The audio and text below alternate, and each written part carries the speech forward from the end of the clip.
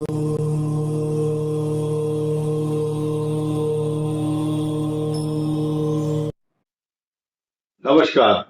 सभी दर्शकों का बहुत बहुत स्वागत।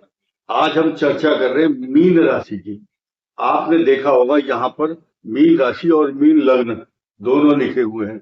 अब किसी को सवाल पूछने की जरूरत नहीं है कि लग्न से देखें या चंद्र से, इन दोनों के लिए एप्लीकेबल होगा। इसके अलावा मैं आपको जानकारी दूं, अगर आपका मीन लग्न है या मीन राशि है, अब तो लग्न कोई भी हो सकता है, राशि मीन होनी चाहिए। हर पुरुष और महिला और बच्चे के लिए, स्टूडेंट के लिए, सीनियर सिटीजन के लिए, सबके लिए है। और खास तौर से अब आप नोट कर लीजिए, उत्तरा भाद्रपद रेवती, ये दो नक्षत्र तो इसमें आते ही हैं। और साथ ही साथ पूर्व भाद्रपद नक्षत्र का चतुर्थ चरण, जिसमें दी अक्षर आता है, दिनेश, दिवाकर, दीक्षा, दी अक्षर आएगा, डी आई या डी डबल ई। तो ये जो नक्षत्र हैं, ये तीन नक्षत्र बृहस्पति, शनि और बुध के हैं। बृहस्पति बुद्धि का देने वाला है और शनि संपदा देता है, मैटीरियलिस्टिक चीजें देता है। और बुध जो है आपको बोलने की कला, सुंदरता, वाक चातुर्यता और behaviour pattern, how to talk and behave others, कैसे बातचीत करनी है। आप गणित के प्रोफेसर, वकील, जज और डॉक्टर, पता नहीं क्या क्या प्रतिभा बुध देता है। ये तीनों यहाँ छिपी हुई है इस समय। अब हम ट्रांजिट मोशन की बात करते हैं। पहला जो हम बताएंगे, सूर्य और शनि का षडाष्टक योग।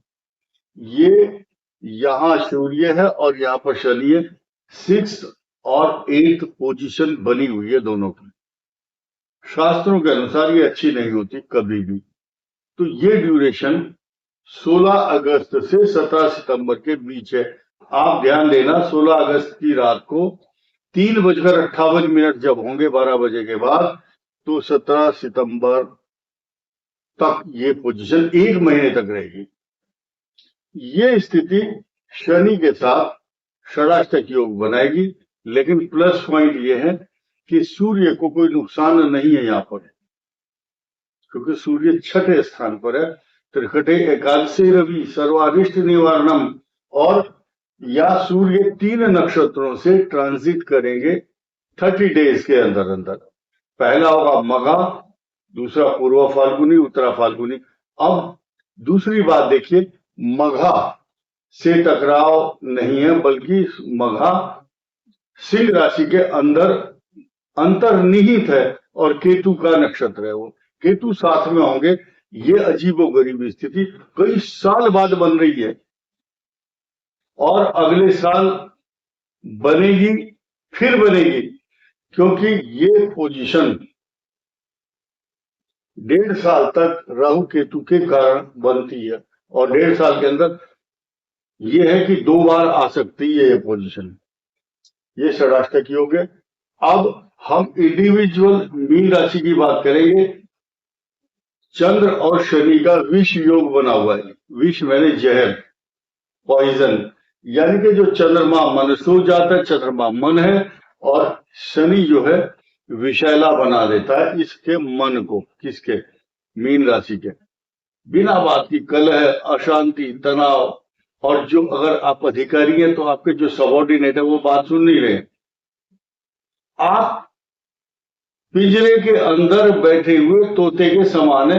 कई बार आपको डर लग रहा है ये स्टेटमेंट दूं या ना दूं। आपके मुंह से निकली हुई बात एकदम न्यूज बन जाएगी, फैल जाएगी बुरी तरह से, या वो कलह का कारण बनता है। वो जो बड़े आदमी है उनकी बात को लेकर के परिवार के लोग नाराज होंगे। अगर कोई बहू है, पुत्र वधू है या लड़की है, उसके अंदर भी निराशा छाई हुई है, नेगेटिव थॉट्स। तो ये बहुत खराब पोजीशन है मीन के लिए। लेकिन लोग ये समझते हैं कि हम आपको डरा रहे हैं। डरना नहीं है आपको, सिर्फ सुनना है। सुन करके prevention is better than cure. बचाव के मूड में, बचाव की मुद्रा में आपको रहना चाहिए। अब ये मैरिज लाइफ भी है, ये पार्टनर भी है आपका, साझेदार।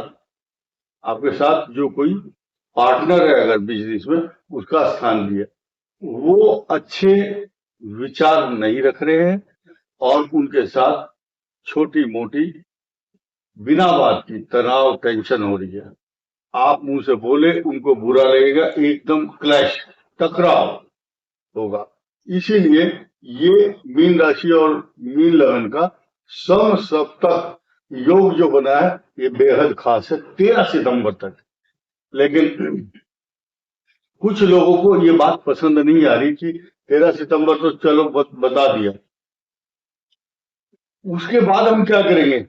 एक और नया समीकरण यहां पर मंगल का और शनि का षडाष्टक योग दोबारा बनने जा रहा है।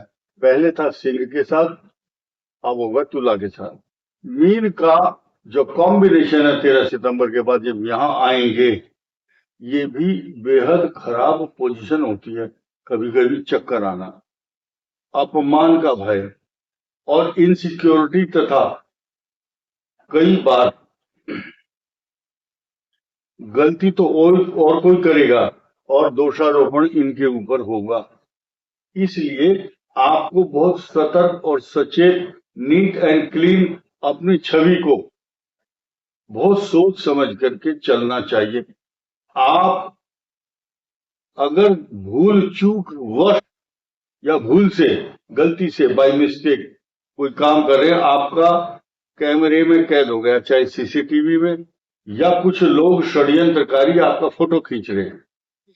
कुछ लोग ऐसे षड्यंत्र भी कर रहे हैं, आप मुंह से बोलोगे किसी की, आप कोई बात बता रहे किसी को, उसको चुगली नहीं कह सकते, एक सिंपल वे में बात कर रहे हैं, उसको बहुत गलत ढंग से प्रोड्यूस करना, उसको रिकॉर्ड करना, आपके विरोधी को, अपोनेंट, शत्रु को गलत ढंग से प्रोड्यूस करके, उसको बोलते हैं मतलब चालाकी से गलत वे में प्रोड्यूस करना, ये आपकी छवि को धूमिल और धक्का पहुंचाने का प्रयास है। ये टाइम ऐसा चल रहा है। अब आप देखिए, ये अतिचारी बृहस्पति 15 मई से जब आए थे, ये आपको सब कुछ दे रहे हैं। घर में घरेलू सुख के साधन, डोमेस्टिक फैसिलिटीज, किसी के यहाँ फ्रिज नहीं है, कूलर नहीं है, ओवन नहीं है, वॉशिंग मशीन नहीं है, टीवी एलसीडी नहीं है, या डबल बेड, अच्छी अच्छी बेडशीट, घर को सजाने वाले आइटम आप खरीद रहे हैं, क्योंकि बृहस्पति का काम है घर में बैठ करके घरेलू सुख के साधन प्रोवाइड करते हैं बृहस्पति देवता। अब प्रॉब्लम क्या है? आते ही सबसे पहले मंगल के नक्षत्र में इन्होंने प्रवेश किया था। मृगशीर नक्षत्र के 2 चरण मिथुन राशि के होते हैं, इनका अधिकार है मंगल के नक्षत्र पर। उसके बाद आर्द्रा नक्षत्र राहु का है, राहु के नक्षत्र के साथ ये बृहस्पति का समझौता हो जाता है, कॉम्प्रोमाइज। और क्योंकि मीन राशि के चतुर्थ भाव में इस बात को बहुत अच्छी तरह से समझते हैं बृहस्पति देव, राहु पर इनकी सीधी सीधी दृष्टि है, नवम दृष्टि, और दूसरी दृष्टि है पंचम। ये भी राजा है किसके? इसके स्वामी जो है 7 नंबर लिखा, इसके राजा दैत्यों के गुरु हैं शुक्र, वो यहां पर आए थे। तो ये सुखद अनुभूति कही जा सकती है मीन के लिए। आप देखेंगे, आप ये बृहस्पति फिर आएंगे, उसके बाद बृहस्पति का नक्षत्र स्वयं का होगा। तो ये तो कह सकते हैं कि ये जो है बृहस्पति की इस राशि के साथ मैचिंग नहीं करती है, बहुत अच्छे परिणाम नहीं होते। लेकिन इनका अपना खुद का नक्षत्र जब ट्रांजिट में, सबसे बड़ी वैल्यू किस चीज की है? राशियों पर ग्रहों का भ्रमण सबको दिखाई देता, सबके पास पंचांग है। लेकिन आप अगर बारीकी से अध्ययन करेंगे, जितने भी विद्वान हैं, आंध्रा हो, कर्नाटक, मद्रास, चेन्नई, कलकत्ता, उड़ीसा, राजस्थान, और हिमाचल और जम्मू के अंदर भी बहुत विद्वान हैं जिनकी बहुत बारीकी से पकड़ है किस सब्जेक्ट पर, नक्षत्रों पर, नाड़ी, नाड़ी के ऊपर। और नाड़ी को अगर गंभीरता से देखा जाए तो उपदशा का बहुत बड़ा महत्व होता है। यानी कि अब जो दशा जिनकी चल रही है, इनकी बृहस्पति और शनि, ये जो दशाएं हैं जन्म से होती है। बुध, बृहस्पति की होगी पूर्व भाद्रपद, उत्तरा भाद्रपद की होगी शनि की, और रेवती की होगी बुध की। उसके बाद जो दशाएं हैं जीवन भर, केतु, शुक्र, सूर्य, चंद्र, मंगल, राहु, इनका सामना होता है आपकी लाइफ में, मीन राशि वालों का। अब इस बृहस्पति का यहां पर उसी तरह से बृहस्पति शनि और बुध के ऊपर से ट्रांजिट होता है जैसे मीन पर, ठीक इसी प्रकार यहां होता है मंगल, राहु और बृहस्पति। तो बृहस्पति यहां बैठ करके इस भाव को देख रहे राहु को, तो आपको खर्चों से, परेशानी से, चोट से, ऑनलाइन फ्रॉड से आपको बचाते हैं, बाल बाल बचा लेते हैं। जैसे आपने सुना होगा ये आदमी बाल बाल बच गया, तो आप बाल बाल बच रहे हैं इससे, ऑनलाइन फ्रॉड से। लेकिन ये जो मैरिज लाइफ की स्थिति अभी 13 अप्रैल तक बहुत अच्छी नहीं है, 13 सितंबर तक। 13 सितंबर के बाद फिर ये यहां जब तक तुला में आएंगे ये समीकरण भी अच्छा नहीं रहेगा। और मैं आपको जानकारी के लिए बताऊं, इसी दौरान जब तक मंगल यहां पर रहेंगे, इस दौरान एक ग्रहण भी होगा। वो ग्रहण इस मीन राशि के लिए अच्छा परिणाम नहीं देगा, इसलिए उस दौरान कुछ खास बेहद सावधानियां रखनी है, जिसका खुलासा हम किसी वीडियो में उस चंद्र ग्रहण से पहले ही करने का प्रयास करेंगे। अब आप देखिए इन तीनों ग्रहों की युति पे इस भाव का स्वामी और चतुर्थ का स्वामी बुधादित्य योग बनाएंगे, और इनकी युति बहुत ही शुभ मानी गई है। लेकिन हृदय रोग, रक्तचाप और ब्लड प्रेशर भी बढ़ाते हैं यहां बैठ करके।